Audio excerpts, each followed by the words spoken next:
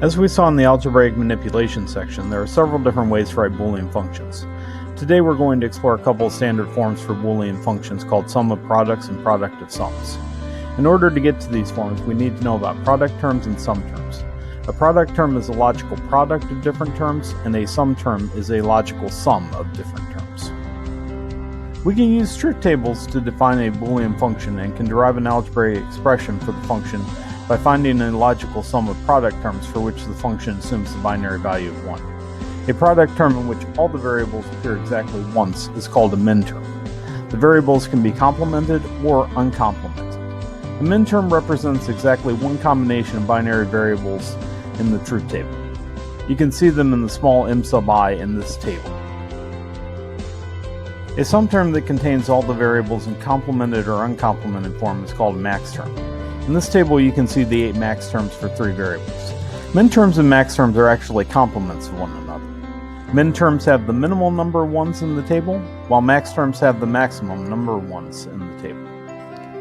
A Boolean function can be represented algebraically from a truth table by forming the logical sum of all the min-terms that produce a 1 in the function. The function is called the sum of min-terms. For function f in this table, we can see that it's equal to x naught y naught z naught plus x naught y z naught plus x y naught z plus x y z. We can also abbreviate this using sigma notation and indicating the appropriate midterms to be included. It's also easy to specify the complement of the function in the same notation. The sigma notation is particularly easy for this since we just use the terms that were excluded from the original function. Here the complement includes min-terms 1, 3, 4, and 6, in contrast to the previous that used 0, 2, 5, and 7. We can take the complement of f complement to get the sum of max terms. This can be done algebraically, although it's even easier to just use the sigma notation, replace the sigma with a product symbol or capital pi, and capitalize the m. Here are some important properties of min-terms. There are 2 raised to the n min-terms for n Boolean variables. Any Boolean function can be expressed as a logical sum of min-terms. The complement of a function contains those min-terms that were not included in the original function, and a function that includes all 2 to the n min-terms is equal to 1 or true.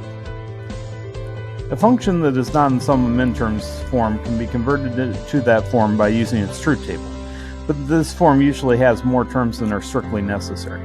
After you get the sum of min-terms, you should try to simplify the function or reduce the number of product terms and literals that you have. Here is an example of the sum of products in its logic diagram. For sum of products, you will always have multiple AND gates followed by an OR gate for a 2-level circuit. If an expression is not in sum of products form, you can often convert it to one using the distributed laws that we saw earlier in this module. In this case, we can distribute C in the equation from part A to get the sum of products form that you see in part B.